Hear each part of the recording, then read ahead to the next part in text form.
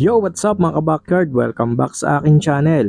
So ngayong araw guys, kung mapapansin nyo, malinis na dito sa aking backyard. Ayan, wala na dito yung ating 30 gallons na customize at yung ating mga 10 gallons dyan. At nalagay ko na nga sa kanilang mga pwesto. So ito yung ating 30 gallons na customize. Ayan, dito ko muna pinwesto. Ang laman nito ay yung ating mga hinarvest na red balloon platies. So napakarami niyan guys. At pag-iisipan ko pa kung ibabalik ko to doon sa ating MB farm.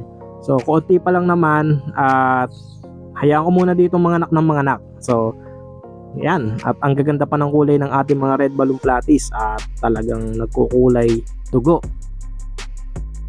So marami silang fry ngayon dyan dahil ang dami nating fry na na-harvest doon sa ating red tab. Tapos dito nga pala galing yan guys, dito sa ating 20 gallons. So bakante to guys, pero may ililipat ako dito na gapi.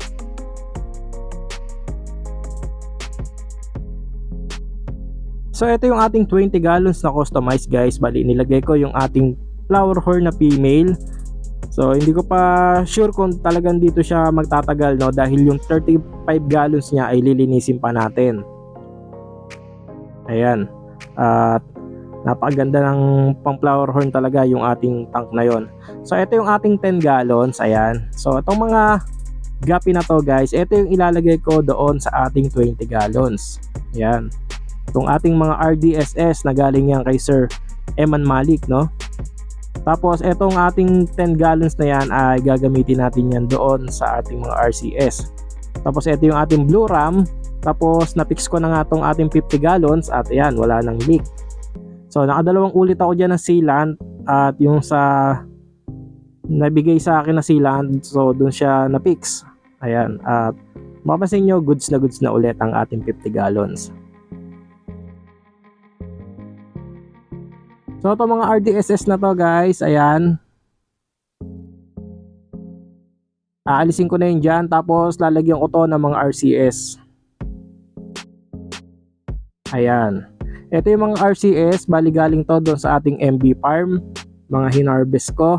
So hindi ko na lahat, kung ano lang yung masadyo ko, yun lang yung mga nakuha ko, no.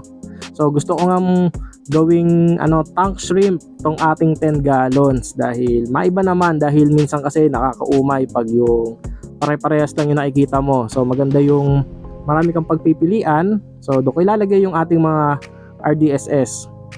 Pero bago ko ilagay ito guys, kailangan ko munang isipon at linisin itong ating 10 gallons. So syempre hulihin muna natin itong ating mga RDSS.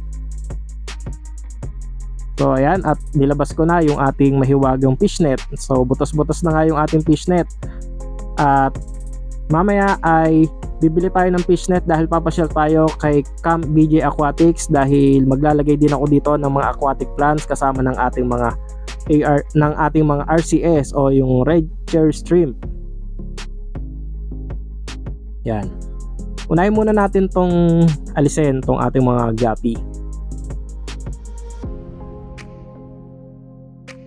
So dito sa RDSS natin, meron tayong 2 male at 3 female.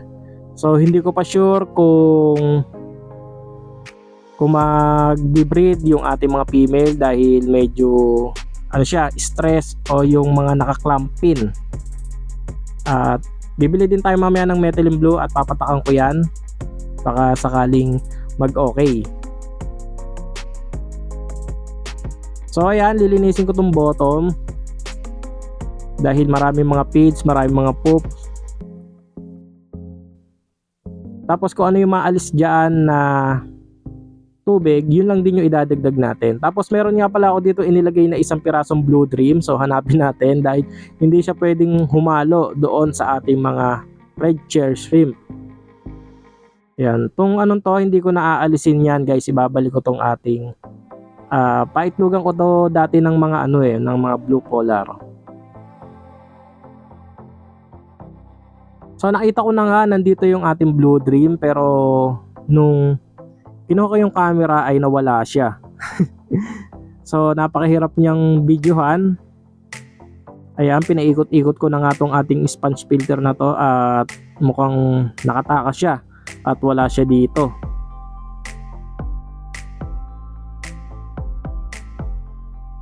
At ayun nga, napansin ko nandito pala siya sa ating hydrilla plants. So doon pala siya kumapit. So ito yung ating blue dream guys, ayan. So marami din tayong blue dream doon sa ating mga styrotab doon sa ating MB farm. So susunod na tayo mag-harvest niyan pag na-set up ko na yung ating isa pang 10 gallons. Ayoko naman kasi yung 10 gallons natin nasa ibaba. Dahil medyo pangit tignan pag yung mga ganito. Kailangan nasa taas sila eh. So ayun na nga at nasaipon ko na, nalinis ko na yung bottom. At nagdadagdag na ako ng tubig. At kasabay niyan ay ina-acclimate ko na rin yung ating mga RCS. So hintayin ko muna mga 20 minutes. Sa ako papakawalan tong ating mga RCS. Pag napakawalan na natin yan, pasyal tayo kay Camp BJ Aquatics para bumili tayo ng mga kailangan natin. So marami akong bibilihin ngayon doon at papakita ko sa inyo. Tapos update ko kayo sa mga natirang rancho natin. Ayan na lang. So ito yung mga tinira natin guys, yung mga pwede nating gawing breeding mats. Ayan. Kukunti na lang yung laman ng ating 75 gallons. Pero goods lang yan dahil kung merong tayo makukuhang pang reseller na mga goldfish ay may paglalagyan tayo.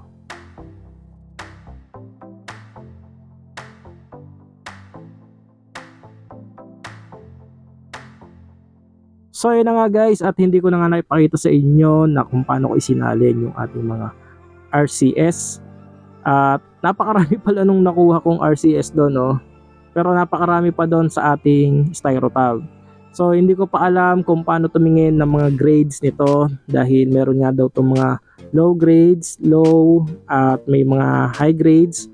So ito lang naman ay mga pang ano ko lang, pang alaga lang talaga. So pwede ko naman siyang ibenta as pet quality, pero kung sa grade ay wala pa talaga akong alam. So magre-research muna ako at mas maganda na nga itong mga RCS mo na yung alagaan natin dahil sabi nga sa akin ito daw ay pwedeng pang beginner, no?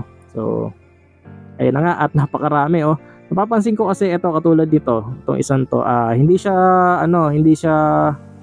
totally yung full red. Ayan, meron siyang kulay puti. Yan, hindi katulad nitong nakakabit dito sa ating pot, sa ating clay pot. Ayan, medyo medyo full red.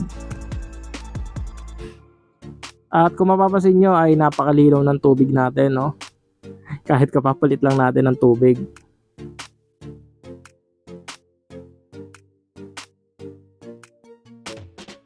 So bibili na ako guys ng mga aquatic plants dahil medyo hindi ko gustong tignan yung yung itsura nila, no? So tara, punta na tayo kay Camp BJ Aquatics. So yun na nga guys. At hindi ko na nga naipakita sa inyo dahil sa susunod kong video nag-vlog na kasi ako kay Camp BJ Aquatics, no? So sa susunod ko upload ay papakita ko sa inyo yung mga updated natin doon kay Camp BJ Aquatics. So abangan nyo guys. At ito yung update natin ngayon dahil madilim na, siguro around 9 PM na. At medyo na sila, komportable na sila doon sa kanilang aquarium. So ayan, at lalagyan na natin yan ng mga binili natin na aquatic plants. So ito yung mga binili kong aquatic plants guys, ayan. Meron to dito mga medusa, yung crinkles, tapos nalimutan ko isa yung isang klase. So tatlong klase to itong binili natin guys. Tapos meron pa tayong binili dyan na methylene blue. Ayan. Bali, nabili ko to ng halagang 70 pesos. Tapos yung kanilang aquatic plants ay 25 pesos. Tapos bumili na rin tayo ng 10 meters na air hose. Dahil kailangan natin yan dahil marami tayong idadagdag na aquarium.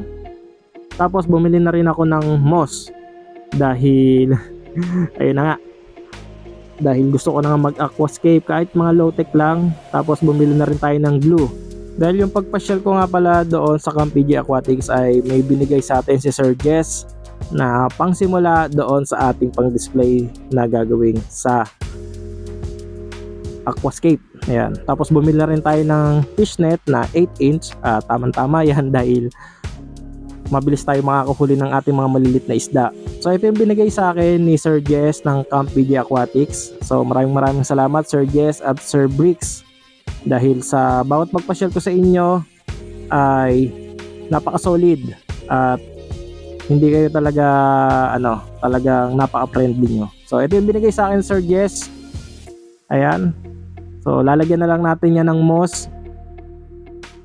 Ayan, ganyan yan pag nakatayo guys. So iniisip ko pa kung bibili pa ako ng isang 5 gallons na brand new para malinaw yung ating gagawing aquascape, no. Tinuruan na rin ako nila kung ano yung gagawin kong setup na na budget friendly. So ipapwesto ko na tong ating mga aquatics plant guys. So yon, at ganun lang kabilis yun guys, at nailagay ko na nga yung ating mga aquatic plants. Ayan. At kahit gantong itsura guys ay napakasarap nilang tignan at nakaka-relax na, lalo pag pagmamasdan mo itong ating mga shrimp. At sa totoo lang guys, ngayon lang ako nakapag-focus dito sa ating mga shrimp na tignan sila ng ganto, dahil ang mga nilalagyan ko lang talaga ng ilaw dati yung ating mga goldfish. Pero pag yung ganto palang mga dwarf shrimp ay maganda rin palang tignan, no? Nakakaaliw din at nakaka-relax, at talaga mauubos yung oras mo pag tinitigan mo sila, no? So ayan pa nga lang guys, simple pa nga lang yung ginawa nating setup dyan, at nilagyan pa lang natin sila ng mga aquatic plants. So lalagyan ko din yan ng mga aqua soil, ng sand, para mas maganda silang tignan.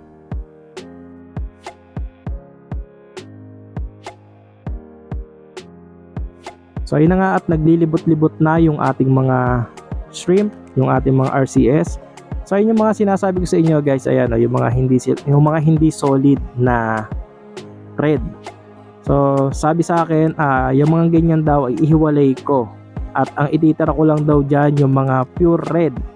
At hindi ko muna gagawin dahil gusto ko munang padamihin sila dyan o pagmasdan yung ating mga alagang shrimp. So yan guys, at hanggang dito na lang muna ang aking video. Sa susunod nating vlog, i-update ko kayo doon sa Camp BJ Aquatics, no? At papakita ko sa inyo yung ating binigay na flower horn doon. Sa mga hindi pa nakapag-subscribe, baka naman. So maraming salamat po. Happy fish keeping. Fish out. Even when you feel low, you can still go.